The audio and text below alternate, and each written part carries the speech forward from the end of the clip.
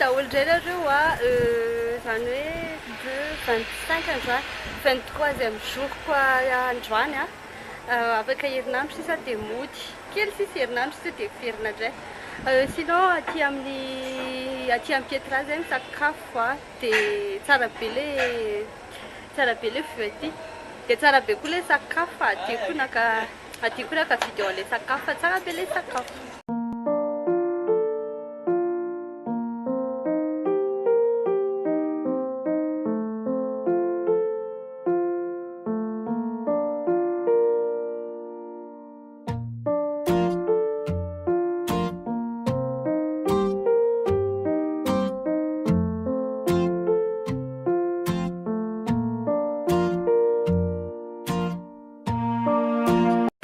Tava be fa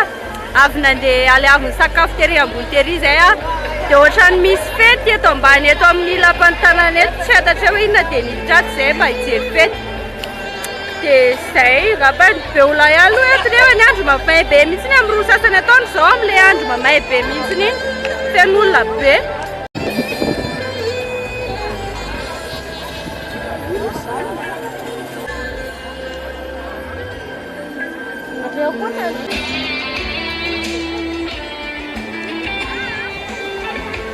Coral lá que eu.